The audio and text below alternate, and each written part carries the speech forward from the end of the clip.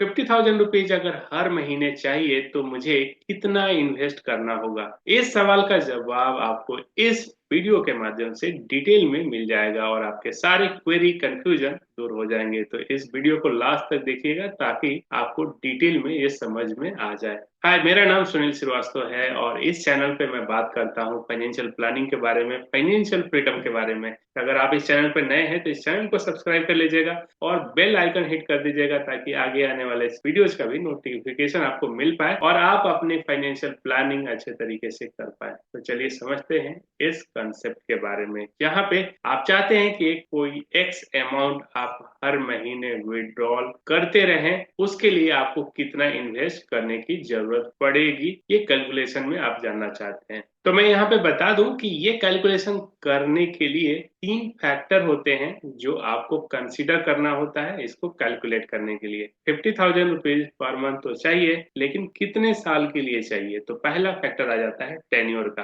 यानी कितने साल तक आपको ये पैसा विड्रॉल करना है। जो सेकंड फैक्टर आता है वो होता है कि टेन्योर खत्म होने के बाद, एग्जाम्पल के लिए 15 साल के लिए आपको विड्रॉल करना है, तो 15 साल के बाद रिमेनिंग अमाउंट आप कितना चाहते हैं? क्या ये अमाउंट जीरो होगा या जितना आपने इन्वेस्ट किया है उतना आप चाहते हैं या उससे ज्यादा चाहते हैं? ये तीनों के बेस पे अलग अलग तरह के कैलकुलेशन हो सकते हैं। और जो तीसरा फैक्टर होता है वो होता है रेट ऑफ रिटर्न का, कि आप रेट ऑफ रिटर्न कितना एक्सपेक्ट कर रहे हैं, उसके अकॉर्डिंगली भी ये कैलकुलेशन चेंज होता है। तो चलिए अभी समझेंगे हम कैलकुलेशन करके कि किस तरह से इसका इम्पैक्ट तीनों फैक्टर के बेसिस पे होता है और किस तरह से ये चेंज होता है। तो इस एक्सेल शीट में हम परम्यूटेशन कॉम्बिनेशन चेंज करके देख सकते हैं कि क्या इम्पैक्ट आता है। तो पहला जो फैक्टर होता है टेन्योर का, उसको पहले देखते हैं। तो सपोज आपको 15 इयर्स के लिए चाहिए तो कैलकुलेशन अलग होगा। तो अगर 50 lakh rupees one time invest किया जाए तो ₹50,000 एवरी मंथ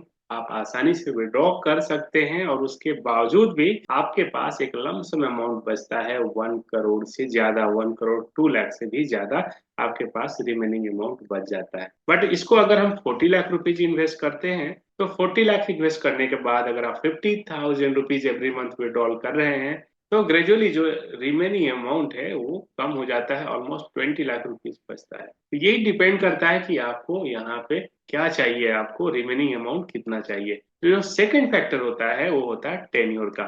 टेन्योर यहाँ पे 20 इयर्स चाहिए या 15 इयर्स चाहिए, आप यहाँ पे देख सकते हैं। अगर 20 इयर्स हम कर रहे हैं तो यहाँ पे कम हो जा रहा है, यानी निगेटिव में जा रहा है, यानी ये सस्टेन नहीं कर पाएगा। 15 इयर्स के लिए बिल्कुल सस्टेन करता है, इवन 17 इयर्स के लिए भी सस्टेन करता है या उससे ज्यादा के लिए भी। बट एक टाइम आने के बाद ये पैसा खत्म हो रहा है। तो ये भी एक डिसाइडिंग फैक्टर है कि आपको कितने साल तक का विड्रॉल लेना है।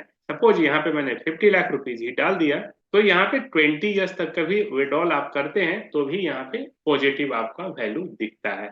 रीजन ये है कि यहाँ पे रिटर्न, रेट ऑफ रिटर्न यहाँ पे 15% का लिया गया है और विड्रॉल का रेट यहाँ पे 12% का है। इस वजह से हमेशा यहाँ पॉजिटिव रिटर्न दिखेगा। बट जैसे ही यहाँ पे अमाउंट कम होता है वो ग्रेजुअली जो रिमेनिंग अमाउंट होता है वो कम होते जाता है। तो यहीं पे बात करते हैं थर्ड पॉइंट का, जो कि है रेट ऑफ रिटर्न। ये इंपॉर्टेंट पॉइंट है जो कंसीडर करता है, जो इफेक्ट करता है विड्रॉल को। यहीं पे अगर आप देखेंगे सब कुछ सेम रखे, अगर 50 लाख रुपीज भी रखें, 50,000 रुपीज का विड्रॉल करना है, 20 इयर्स के लिए टाइम हो, बट अगर मैंने यहाँ पे रेट कम कर दिया, 15 के जगह 12% का रेट कर दिया, तो रिमेनिंग अमाउंट यहाँ पे जो बचता है वो होता है 26 लाख रुपए। और यहाँ पे अगर 10% का रिटर्न हो तो इनफैक्ट ये निगेटिव चला जाता है, यानी वो सस्टेन भी नहीं करेगा। तो ये बहुत ही इंपॉर्टेंट फैक्टर है रेट ऑफ रिटर्न। तो ये 3 फैक्टर के बेसिस पे आप कैलकुलेट कर पाते हैं कि आपको कितना इन्वेस्ट करना होगा वन टाइम लमसम, ताकि आप हर महीना विड्रॉल कर पाए 50,000 रुपीज। डिपेंड करेगा 3 फैक्टर, आपको ये कितने साल के लिए विड्रॉल करना है, दूसरा आपको रिमेनिंग अमाउंट कितना चाहिए, चाहिए या नहीं चाहिए, उसके ऊपर भी डिपेंड करेगा, और थर्ड रहेगा रेट ऑफ रिटर्न जो कि इम्पोर्टेंट फैक्टर है। ये तीनों ही इंपॉर्टेंट फैक्टर मिलके इस क्वेश्चन का आंसर देते हैं, आपके सवालों का जवाब देते हैं। यहाँ पे कंप्यूट कर पाएंगे कि आपको किस तरह का चाहिए। सपोज आपको यही विड्रॉल 12% का रिटर्न अगर एज्यूम करते हैं या आप एक्सपेक्ट करते हैं, तो कितने साल तक ये चलेगा? ये 22 साल या उससे भी ज्यादा, ये 25 ईयर्स, ऑफकोर्स 30 ईयर्स तो नहीं, 28, नो, 27,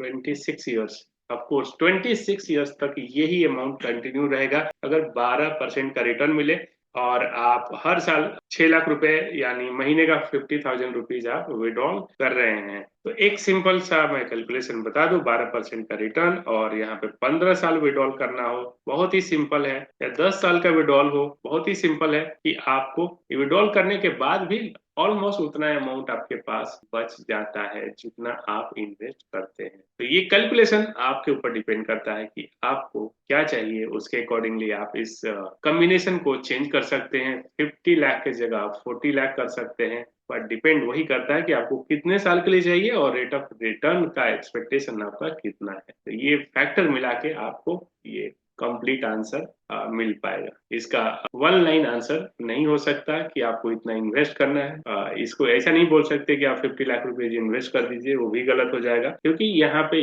ये तीनों फैक्टर आपको कंसीडर करना होगा जब आपको इस तरह का क्वेश्चन आपके माइंड में हो या आप प्लानिंग कर रहे हो कि हर महीना आपको विड्रॉल करना है। तो इस तीनों ही पैरामीटर को आपको ध्यान में रखते हुए ही आपको प्लानिंग करना होगा। तो मैं उम्मीद करता हूँ कि ये कंसेप्ट आपको बहुत क्लियर हुआ रहेगा, और अगर आपका कोई भी क्वेरी रह जाता है तो आप कमेंट करके हमें, मैं आपके क्वेरी का आंसर करने की कोशिश करूंगा। तो thank you for watching this video. मिलते हैं इसी तरह के एक नए वीडियो।